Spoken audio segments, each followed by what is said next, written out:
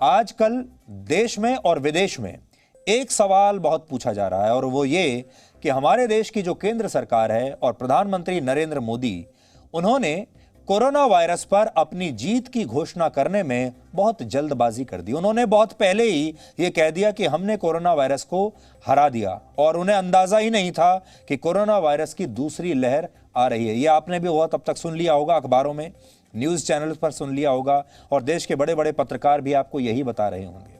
बहुत सारे लोग आज ये कह रहे हैं कि सरकार ने ऐसा ही किया, उन्होंने बहुत जल्दी सेलिब्रेट करना शुरू कर दिया और ये जो मौजूदा संकट है ये उसी का नतीजा है, क्योंकि सरकार के पास दूरदर्शिता नहीं थी। और इस तरह का नैरेटिव आपके मन में भी सेट किया जा रहा है और उसे सेट करने के लिए आपको सोशल मीडिया पर एक वीडियो भी दिखाया जा रहा होगा जिसमें प्रधानमंत्री मोदी, इस साल जनवरी का वो वीडियो है जिसमें वो कह रहे हैं देश को कि हमने कैसे कोरोना वायरस को कंट्रोल कर लिया है और कैसे पूरी दुनिया में भारत का जो प्रदर्शन है वो दुनिया में सर्वश्रेष्ठ रहा है कोरोना वायरस को कंट्रोल करने में। और ये बात जब उन्होंने कही थी जनवरी में, तब ये बात बिल्कुल सही थी, आप सब जानते हैं, तब तक भारत विजयी था। तो इस सवाल का सही जवाब क्या है, इसे जानने के लिए आज आपको हम कुछ बातें बताना चाहते हैं जो प्रधानमंत्री नरेंद्र मोदी ने इस साल 17 मार्च को हुई मुख्यमंत्रियों के साथ अपनी एक बैठक में कही थी, जिसमें अलग अलग राज्यों के मुख्यमंत्री उनके सामने मौजूद थे। प्रधानमंत्री इसी विषय पर उनसे बात कर रहे थे। इसलिए आज आपको दो बातें नोट करनी है। पहली बात, इस वीडियो की तिथि नोट कर लीजिए। तिथि है 17 मार्च 2021। अभी हम मई के महीने में, आज है 3 मई। यह वीडियो है 17 मार्च का, जब तक दूसरी लहर जो थी कोरोना वायरस की बस शुरू भी नहीं हुई थी, उसके बाद यह लहर शुरू हुई है। तो 17 मार्च का यह वीडियो देखिए, इसमें प्रधानमंत्री मोदी और अलग अलग राज्यों के मुख्यमंत्री हैं और देखिए कि प्रधानमंत्री मोदी उन राज्य के मुख्यमंत्रियों से कोविड-19 की दूसरी लहर के बारे में क्या कह रहे हैं। ध्यान से सुनिएगा। आप सभी इन पर ध्यान दे रहे हैं, लेकिन फिर भी कुछ राज्यों का उल्लेख हुआ है, जैसे महाराष्ट्र है, पंजाब है, और आप मुख्यमंत्रियों ने भी चिंता व्यक्त की है, सिर्फ मैं कह रहा हूं ऐसा नहीं है। और विशेष चिंता की आप कर भी रहे हैं और करने की जरूरत भी है। हम ये भी देख रहे हैं कि महाराष्ट्र और एमपी में टेस्ट पॉजिटिविटी रेट बहुत ज्यादा है और केसों की संख्या भी बढ़ रही है, बहुत आ रहे हैं। इस बारे में कई ऐसे इलाकों, ऐसे जिलों में भी ये वृद्धि देखने को मिल रही है जो अभी तक खुद को बचाए हुए थे, सेफ जोन थे एक प्रकार से। अब वहां पर हमें कुछ चीजें नजर आ रही हैं। देश के 70 जिलों में तो पिछले कुछ हफ्तों में यह वृद्धि 150% से भी ज्यादा है, 150% से ज्यादा। अगर हम इस बढ़ती हुई महामारी को यही नहीं रोकेंगे तो देशव्यापी आउटब्रेक की स्थिति बन सकती है। हमें कोरोना की उस उभरती हुई सेकंड पीक को तुरंत रोकना ही होगा और इसके लिए हमें क्विक और डिसाइसिव कदम उठाने होंगे। कई जगह देखने को मिल रहा है कि मास्क को लेकर अब स्थानीय प्रशासन द्वारा भी उतनी गंभीरता नहीं दिखाई जा रही। मेरा आग्रह है कि स्थानीय स्तर पर गवर्नेंस को लेकर जो भी दिक्कत है उनकी पड़ताल, उनकी समीक्षा की जानी और उन दिक्कतों को सुलझाया जाना, ये मैं समझता हूं वर्तमान में बहुत आवश्यक है।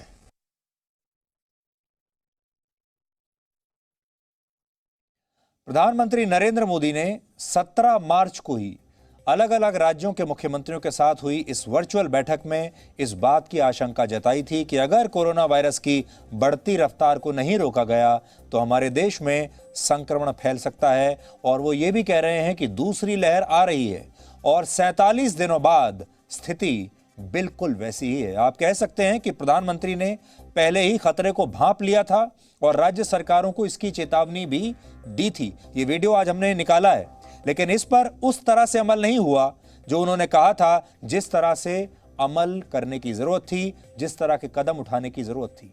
और हमारे देश में अब पूरा नैरेटिव ये सेट किया जा रहा है कि केंद्र सरकार ने तो कोरोना के खिलाफ युद्ध में जीत का ऐलान बहुत जल्दी कर दिया और सरकार जश्न मनाने में लगी रही और कोरोना वायरस की दूसरी लहर पीछे के दरवाजे से हमारे देश में आ गई।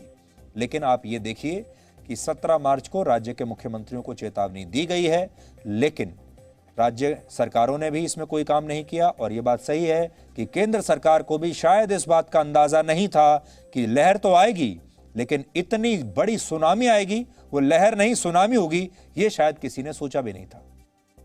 अगर राज्य सरकारों ने प्रधानमंत्री की चेतावनी को गंभीरता से तब भी ले लिया होता तो आज देश में हर दिन औसतन 3,000 लोगों की मौत नहीं हो रही होती और ना ही हर हफ्ते औसतन 3,73,000 नए मामले दर्ज हो रहे होते। आज हम आपको कुछ ऐसी बातें बताना चाहते हैं जिससे आपको यह पता चलेगा कि प्रधानमंत्री मोदी कोरोना वायरस की बढ़ती रफ्तार को लेकर इस दौरान क्या कर रहे थे। आपको तो यह बताया गया कि वो कुछ नहीं कर रहे थे, वो सिर्फ सेलिब्रेट कर रहे थे, या वो सिर्फ चुनावों में व्यस्त थे और वो सिर्फ चुनाव जीतना चाहते थे। चुनाव प्रचार पर ध्यान था उनका, कोविड पर नहीं था। इसलिए अब इन आंकड़ों पर नजर डालिए। सितंबर 2020 से अब तक प्रधानमंत्री मोदी मुख्यमंत्रियों के साथ 14 बार वर्चुअल बैठक कर चुके हैं और इन सभी बैठकों में प्रधानमंत्री ने मुख्यमंत्रियों से यही कहा कि कोरोना वायरस को हल्के में लेने की भूल बिल्कुल मत कीजिए। 17 मार्च को भी यही कह रहे हैं।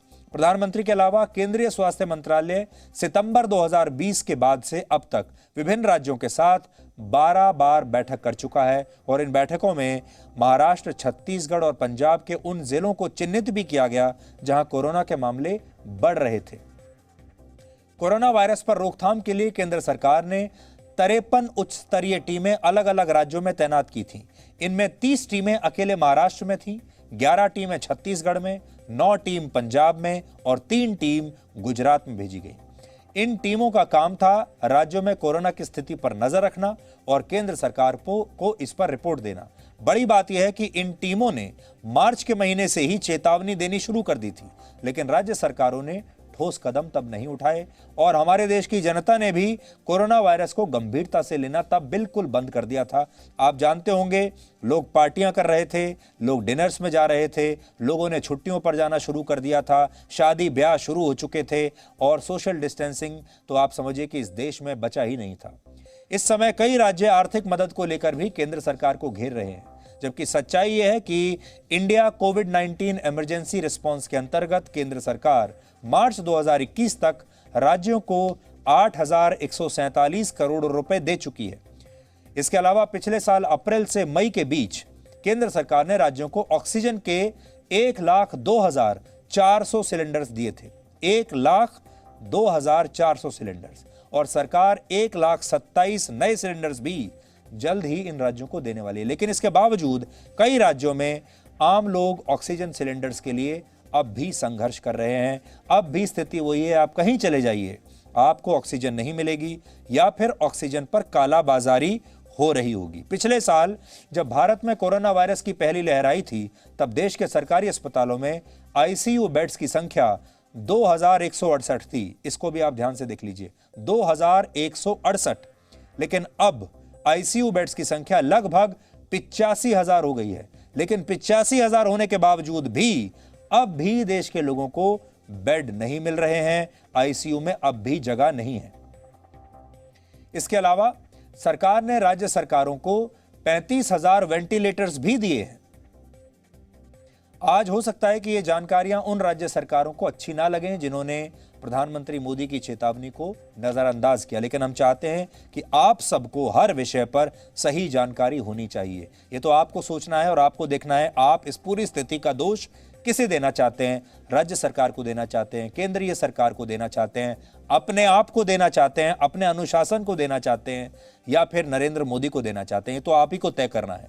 इस खबर का एक लाइन में सार यह है कि प्रधानमंत्री मोदी ने 17 मार्च को ही राज्यों के मुख्यमंत्रियों को आगाह कर दिया था कि अगर उन्होंने कड़े कदम नहीं उठाए तो देश में कोरोना संक्रमण की स्थिति खतरनाक हो सकती है।